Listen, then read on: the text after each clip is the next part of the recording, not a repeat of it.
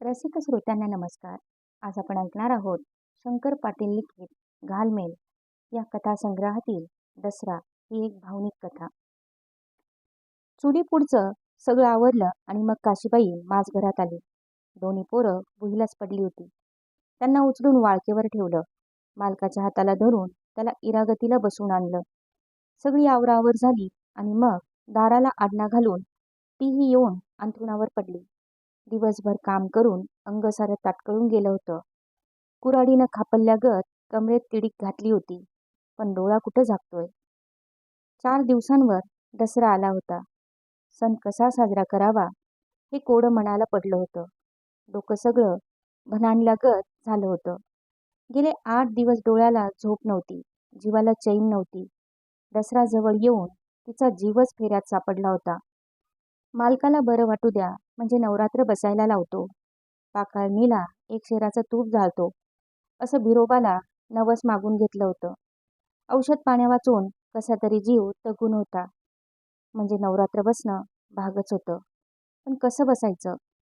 रोज झाडाच्या 4 मिरच्या तोडून आणाव्यात आणि त्याच कुस्करून कशी तरी वेळ भागवावी असे आता दिवस आले होते. दातावर बडवायला एक तांबडा पैसा जवळ नव्हता. होतं नव्हतं ते सगळं औषधाच्या मड्यावर घालून संपलं होतं.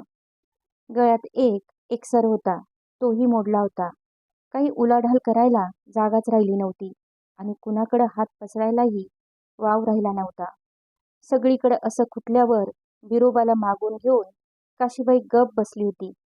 देवावरच सगळा हवाला टाकला होता आणि काही का असेना अजूनपर्यंत तरी जीव जगला होता. मागून घेतल्यासारखं नवरात्र बसायला पाहिजे होतं.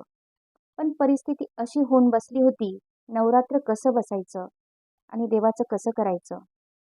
1 शेर तूप कशानं जाळावं? कुठलं आणायचं? घरात म्हस होती, पण तीही रंडी.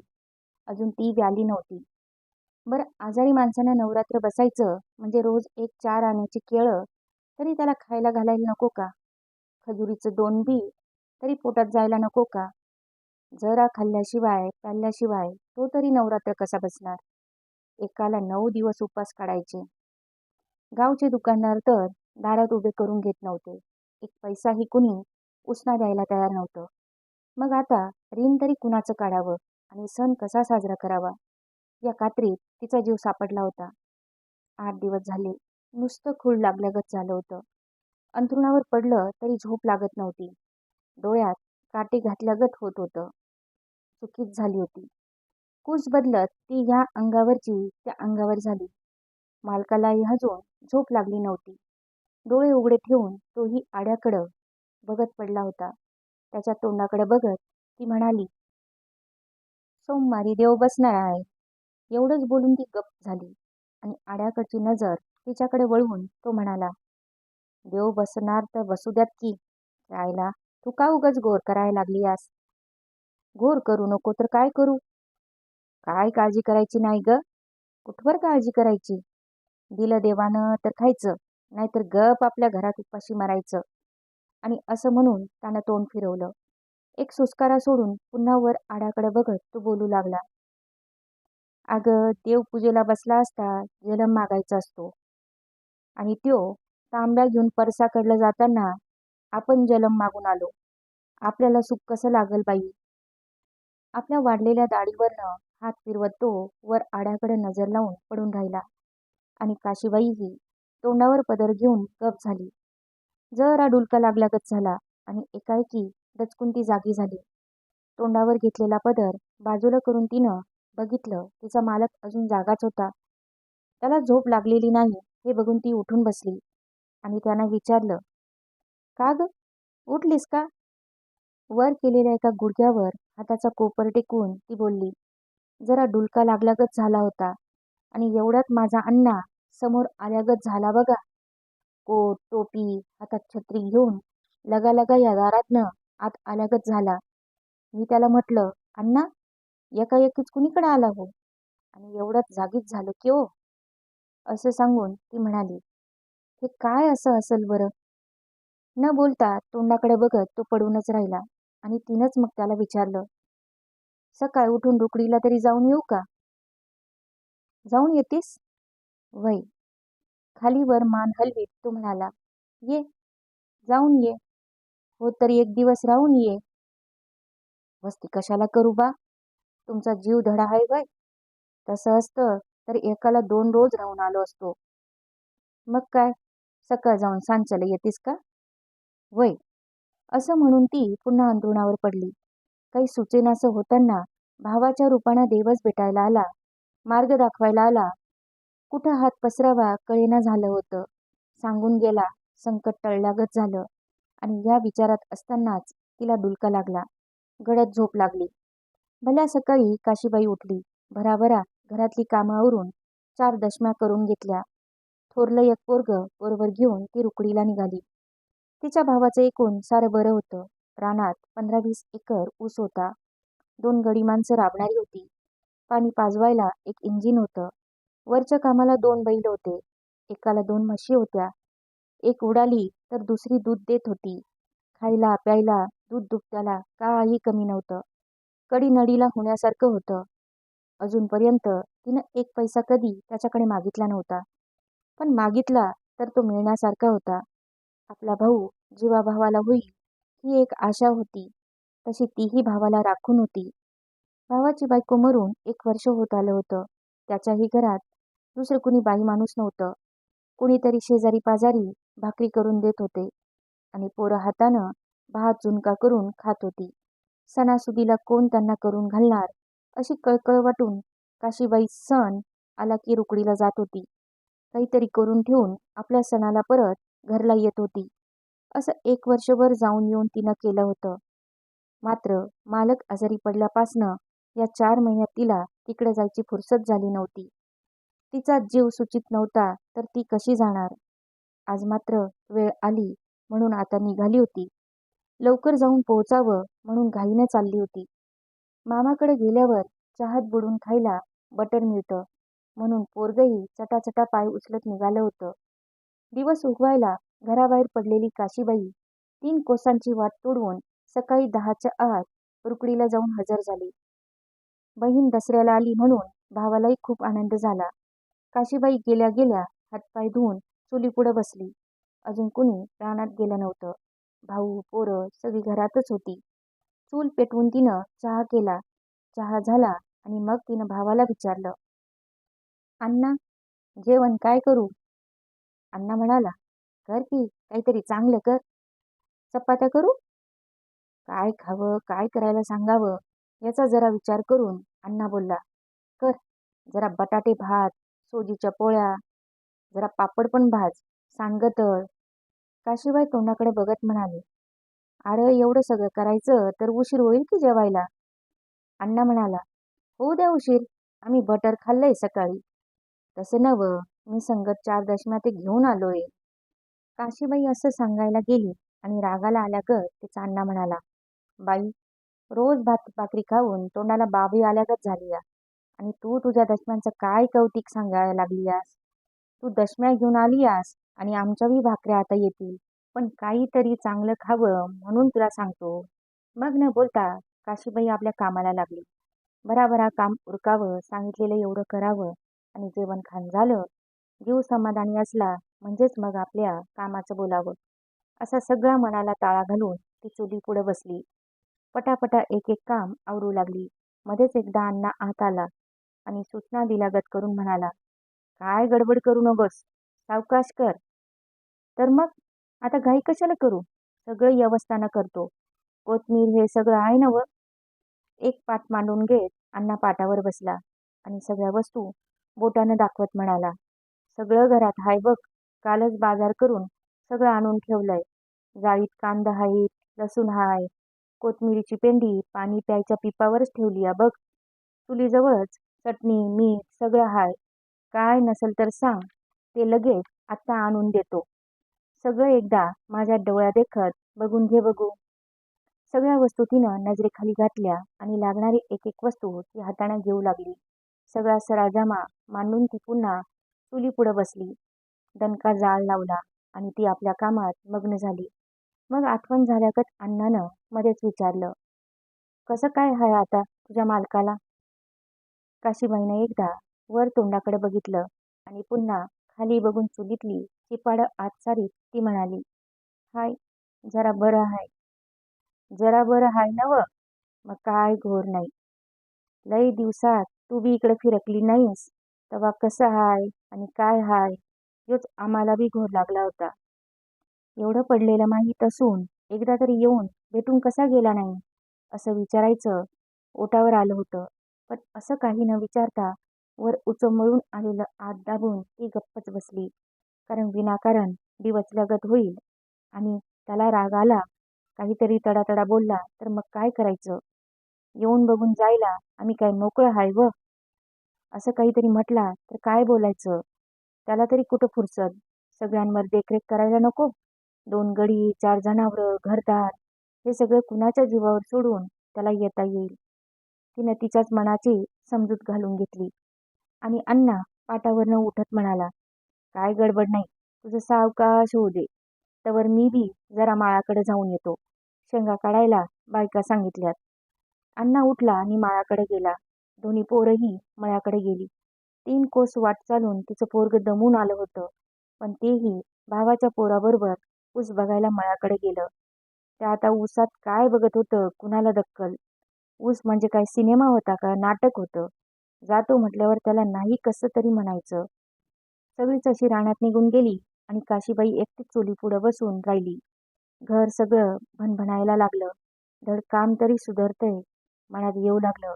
एवढं विचारून अण्णा गप्प कसा बसला? कुणाचं औषध चालू केलंय? कसं चाललंय? दुसरं काहीच कसं विचारलं नाही त्यानं. बरं, आता हिंडतोय फिरतोय का? म्हणून तरी विचारायचं होतं. आज 4 महिने झालं माझा मालक घर धरून बसलाय. बाई, तू एकटी काय करत असशील? तुझं कसं चाललंय? पैशाअडक्याचं काय करतीस आणि कसं भागतंय? असं एका शब्दानंही त्याला मला विचारलं असतं तर जीवाला किती समाधानी वाटली असती. 6 महिने माझा दाल्ला झिजायला लागलाय. सगळीकडनं असं खुटल्यागत झालंय. हातपाय हलवायला काही वाव राहिला नाही. म्हणून नाविलाज होऊन आज मला भावाच्या दारात यायची पाळी आली. तेही देवानं एक भाऊ दिलाय म्हणून. नाहीतर कशाला आलो असतो इथं? याच्या मागं कवा आलतो का? उठावं आणि माझा एक भाऊ आहे म्हणून त्याच्याकडे जाऊन काही मागून यावं असं मनात सुद्धा कधी आलं नाही. 5 रुपयाचं एक लुगडं आणि 3 आण्याची चोळी घालून मी दिवस काढलं. पण कधी कुणाच्या तोंडाकडं आशेनं बघितलं नाही. पण देवानं लोकांच्या दारात जायची पाळी आणली आज. मनाला 17 प्रश्न विचारत ती सगळं काम तिनं उरकलं.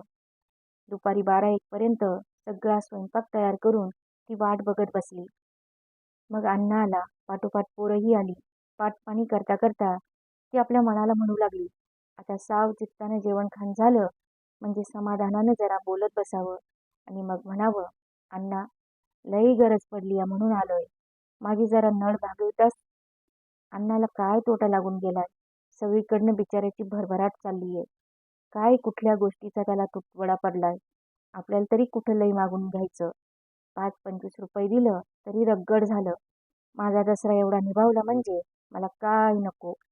कुणी उचलून देतो म्हटलं तरी नको. आपण तरी का घ्यावं लोकाचं? तिनं पाट मांडले, तांबे भरून ठेवले आणि ताटं करत ती म्हणाली, अण्णा, वाढलंय. आता या जेवायला. अण्णा आला, पोरं आली.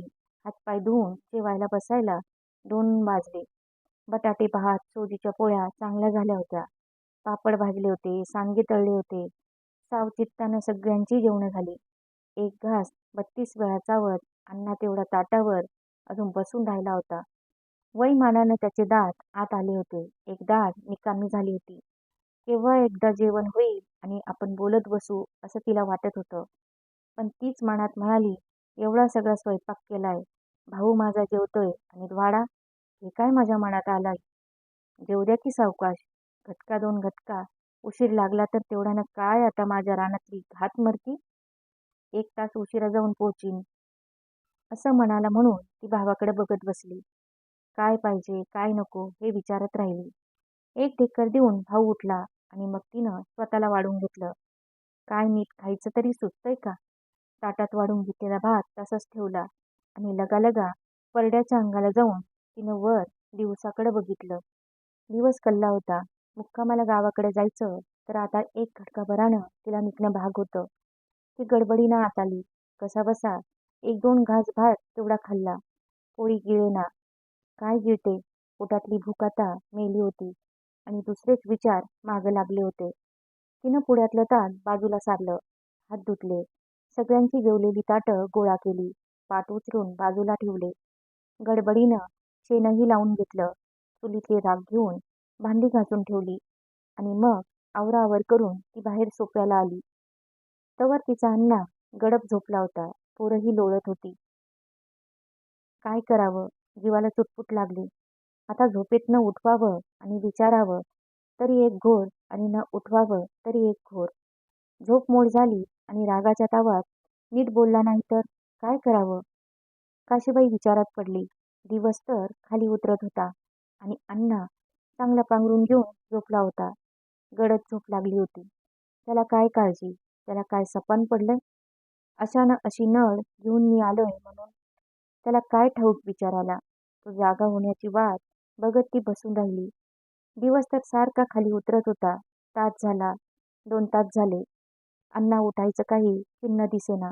तो झोपूनच राहिला आणि ती बसून राहिली. दिवस टेकायला गेला. आता काही गावाला जाणं होत नव्हतं. अखेर आज मुक्काम करायचा ठरवून ती मनात म्हणाली, झोप बाबा, निवांत झोप. कवा उठशील तवा उठ. दिवस माळवायला अण्णा जागा झाला. आळोखे पिळोखे देत तो उठून बसला. चांगली झोप झाली होती. आता जरा बोलत बसावं आणि मग विचारावं म्हणून वाट बघत ती तोंडाकडे बघत बसली. आणि मग कंबर मोडून अण्णा उठला. न बोलताच आत गेला. चूळ बीळ भरून बाहेर आला आणि धोतरानं तोंड पुसत म्हणाला, जरा पडली बिडली नव्हतीस का? नाही. तिथनं इथवर चालत आली होतीस. जरा पडायचं ना? नाही पडलो अण्णा. मग बसूनच काय केलं? उगच बसून राहिलो होतो. अण्णा म्हणाला, उगच बसली होतीस तर मग एखादं काम तरी करायचं. आणि असं म्हणून अंगावर घेतलेल्या चादरीची घडी करत तो म्हणाला, घरातल्या चादरी सगळ्या घाण झाल्यात. बायको गेल्यापासनं घोंगड्यासनी कवा पाणी दिसलं नाही. धुणार तरी कोण? काशीबाई म्हणाली, काय काय धुवायचंय ते सगळं काढून ठेवा. तुम्हाला चहा करून देतो आणि मी धुवून टाकतो. वय, काय कुठं वड्याला बी जायचं नाही काही. अंगावरची 2 पांघरुणं धुतलीस तर बरं होईल. असं म्हणून तो सांगू लागला. ती गेल्यापासनं घरची सगळी कळाच गेल्यागत झालीया. काय चव राहिली नाही बघ. ती असताना घर कसं निर्मळ असायचं. दसरा आला म्हणजे एकटी हे सगळं सारवायची आणि पाक सगळी धडूतं पांघरुणं वय नाही सगळं सोड्यात घालून बुडवून टाकायची. काशीबाई उठली. चहा करायला चुलीपुढे जाऊन बसली. चहा तयार होईतो तिच्या भावानं मळक्या कपड्यांचा ढीग रचून ठेवला. 4 चादरी, 2 पलंगपोस, 1 पासोडी, उशीचे अभरे हे सगळं काढून त्यानं एके जागी रचून ठेवलं. आणि चहा झाल्यावर तो म्हणाला, आता काय रात्रीचं जेवण बी करायचं नाही. काय नाही. बसून एवढी कापडं धुवून टाक म्हणजे झालं. ती उठून सोफ्याला आली तर कपड्याचा कमरे इतका ढीग पडला होता. मनात आलं, मी का आलोय आणि हे काय चाललंय? त्या कापडांकडे बघून तिलाही राग आला. वाटलं, पलटीनी गत माझ्या भावानं काय काम लावून ठेवलं. तिला भिरमिटल्यागतच झालं. ती तरी आपल्या भावाला काय बोलणार? किती केलं तरी सक्का भाऊ तो. तिला चीड आली होती पण मनातला राग आवरून ती म्हणाली, अण्णा 2 घोंगडी अजून आहेत ना व? ती बी टाका की याच्यात. म्हणजे हातासरशी सगळं धुवून टाकतो मी. काशीबाई असं म्हणाली आणि अण्णा लगेच उठून आत गेला. 2 तिथं 3 घोंगडी तो बाहेर घेऊन आला. हा सगळा ढीग घेऊन ती परड्याच्या अंगाला गेली आणि आपल्या पोराला हाक मारून म्हणाली, ए बाबा, तुम्ही जरा मदत करू लाग ये. पोरगं काय मदत करणार? सोबतीला गेल्यागत ते जवळ जाऊन उभं राहिलं आणि काशीबाई धुणं बडवीत बसली. एवढं सगळं धुणं धुवायचं म्हणजे काय थोडं काम होतं? दिवस मावळून गेला आणि अंधार पडला तरी तिचं धुणं अजून काही संपत नव्हतं. हे सगळं धुणं धुवून वाळत घालायला रात्रीचे 9 वाजले. अंग सगळं ताटून गेलं आणि कमरेत तिडीक घातली. 2 एकर उसाला पाणी पाजवावं तशी तिची दमणूक झाली होती. बोलणं तरी कसं काय सुचतंय. आता आधी जेवणं आटपून घ्यावीत आणि मग जरा घटकाभर बोलत बसावं. अण्णा काय म्हणतोय बघावं. दिले पैसे तर घ्यावेत आणि चालत जायचं ते सकाळी उठून पहिली मोटर धरावी. येरवाळी आपल्या गावात जाऊन बसावं. असा मनाशी विचार करून ती स्वयंपाकघरात गेली. सकाळी करून ठेवलं होतं तेच जरा गरम करून घेतलं. सगळ्यांना जेवायला वाढलं. जेवणं झाली. ताट-वाट्या घासून तीही मग जेवायला बसली. दुपारी जेवायला बसल्यावर जीव ठिकाणावर नव्हता. 2 घास भात खाऊन ती उठली होती. आता काही गडबड नव्हती. कसा झाला तरी मुक्काम घडला होता. घाई न करता तिने सावकाश जेवण केलं आणि सगळं आवरून ती बाहेर आली. दाराच्या चौकटीजवळ येऊन उभी राहिली. बघती तर काय, 4 माणसं येऊन सोफ्याला बसली होती. इकडच्या तिकडच्या गोष्टी चालल्या होत्या. मग आता बाहेर जाऊन सोफ्याला तरी कसं बसावं? ते उठून जातील आणि मग आपण बोलत बसावं म्हणून ती वाट बघत राहिली. पण त्यांचं बोलणं काही आटपायचं चिन्ह दिसत नव्हतं. मग असं ताटकळायचं तरी किती वेळ? अवघडलेलं अंग केव्हा एकदा भुईला पडेल असं म्हणत होतं. पोरंही सगळी झोपून गेली होती. मग एकटी तरी किती वेळ बसून राहणार? डोळ्यांवर झापड आल्यागत झाली होती. बसल्या जागी डोळा मिटत होता. झोपच आवरेनाशी झाली. घरात झोप लागत नव्हती आणि भावाच्या घरात गपागप डोळेच झाकत होते. मग तिथंच काहीतरी पसरून घेऊन ती आडवी झाली. उषा सगळ्या आत होत्या. हाताचंच उसं करून ती पडली. मनात म्हणाली, लोक सगळे उठून गेले म्हणजे अण्णा आपल्याला उठवल आणि मग अंथरूण टाकता टाकता एका गोष्टीनं तेवढं त्याला विचारावं आणि येरवाळी सकाळी उठून आपल्या गावाला जावं. पडल्या पडल्या डोळा लागला. गडद झोप लागली. अण्णानं तिला हाका मारल्या तशी ती उठली. पण काही केल्या डोळाच उघडत नव्हता. अफू घेतल्यागत गुंगी आली होती. तिचं तिलाच काही समजत नव्हतं. अण्णानं एक आतनं उशी आणून दिली. काहीतरी पांघरायला आणून दिलं. ते पायाशीच पडलं आणि ती झोपून गेली. तांबडं फुटायला ती जागी झाली आणि उठून अंथरुणावर बसली. अजून कुणी घरात उठलं नव्हतं. सगळ्यांना सडकून झोपा लागल्या होत्या. पण आता असं बसून भागायचं नाही असं मनाशी म्हणून ती चटक्यानं उठली. भराभरा अंथरूण गोळा केलं. पांघरुणाच्या घड्या घातल्या. स्वयंपाकघर तेवढं लोटून घेतलं आणि पुन्हा प्रश्न पडला, आता काय करावं? तोंड धुतलं. तांब्या घेऊन बाहेर जाऊन आली. अजूनही कुणी उठलं नव्हतं. आपलं तरी सगळं आवरावं म्हणून आत जाऊन तिने आपल्या पोराला उठवलं. पोरगंही उठलं. त्याचंही तोंड धुणं झालं. आता चहा तरी कसा करावा? आपल्या पुरताच तेवढा करून घ्यावा. तर तेही मनाला बरोबर दिसत नव्हतं. सगळे उठतील आणि मग चहा ठेवावा म्हणून ती वाट बघत राहिली. जीव एक राहत नव्हता. गावाकडची काळजी लागली होती. मुक्कामाला परत येतो असं ती सांगून आली होती. काम झालं नाही म्हणून वस्तीला राहावं लागलं. आता सकाळी तरी लवकर उठून जायला पाहिजे होतं. उशीर लागला तर आणि काळजी करत बसतील. शिवाय मागं दुसरं कुणी बघणारं नव्हतं. काल दोन्ही वेळचा स्वयंपाक करून ठेवून आली होती. जायला उशीर झाला तर आज कोण करून घालणार? आजारी माणसाला कोण बघणार? आणि मनात आलं, आता सकाळी चहा तरी कोण करून देतंय का नाही कुणाला दक्कल? मालक एक पोरावर कावत बसला असल. एकटं पोरगं ते तरी काय करणार? थोरली एक लेक असती तर तिनं काहीतरी जरा केलं असतं. काशीबाई उठली आणि अण्णा झोपला होता त्याच्या अंथरुणाजवळ जाऊन उभी राहिली. काहीच घट्ट करून तिनं अण्णा अशी हाक मारली. पहिल्या हाकेसरशी अण्णाही जागा झाला. उठून बसला. हाकेसरशी तो उठला तसं तिलाही बरं वाटलं. ती स्वयंपाकघरात गेली आणि चहा करायला म्हणून चुलीपुढं बसली. तोंड धुवून अण्णा आत आला. पाठोपाठ पोरंही आली. सगळीच चहाला बसली. आणि आता बोलणं काढायचं एवढ्यात अण्णाच बोलला. दसऱ्याला किती एक 2.5 शेरीची कडाकणी केली होती काय? ते कुठलं अण्णा? सगळी 1.5 शेरीची केली होती. एवढीच केली होती? असं विचारून अण्णा म्हणाला, 10-12 दिवस खात होतो बघ आणि चाली होती बी चांगली. काशीबाई हरकून गेली. आपल्या भावाच्या तोंडाकडं बघत राहिली आणि अण्णा सांगू लागला, रोज सकाळी चहाबरोबर 1-1, 2-2 कडाकणी खात होतो. सांजचं रानातनं आल्यावर बी 1-1 कडाकणं हातावर घ्यायचं. गुळाचा 1 खडा घ्यायचा आणि खोबऱ्याच्या एका तुकड्याबरोबर तेवढं खाऊन पाणी प्यायचं. पुरवून पुरवून खाल्लं. घरातली कडाकणी संपली आणि माझ्या 2 पोरासनी खूळ लागल्यागत झालं. असं म्हणून अण्णा म्हणाला, औंधा चांगल्या 2.5 शेरीच्या करून ठेव. 15-3 आठवडं खात बसू देत माझं वाघ. आनंदानं उजळलेला चेहरा एकाएकी कावराबावरा झाला. काय करावं हे काशीबाईला कोडं पडलं. मी काय सणाला आलो नाही असं तरी आता एकाएकी कसं सांगायचं? पोरंही परदेशी होती. त्या बिचाऱ्यांना तरी कोण करून घालणार होतं? एवढं सगळं घर भरलेलं असून पोरं कडाकण्याला महाग झाली होती. कडाकण्यांची काय अपूर्वाई होती. पण कोण करून घालणार? अण्णा मस्त पैसा खर्च करून पाव बटर खायला घालत होता. पण कडाकणी कुठली आणून घालल? पोरांना आई असती तर सगळं सगळं करून घातलं असतं. सगळं असून आईच नसली तर काय त्याचा उपयोग? एकाएकी तिचं काळीज इदळल्यागत झालं. चुलीकडे तोंड करून डोळ्याला आलेलं पाणी तेवढं तिनं गुडघ्यावरच्या लुगड्यानंच पुसलं आणि चुलीकडे बघतच ती म्हणाली, पीठ ते काय दळून ठेवल्यागत आहे ना अण्णा? असल पीठ तर लगेच भिजत घालतो. दुपार पतूर करून ठेवतो.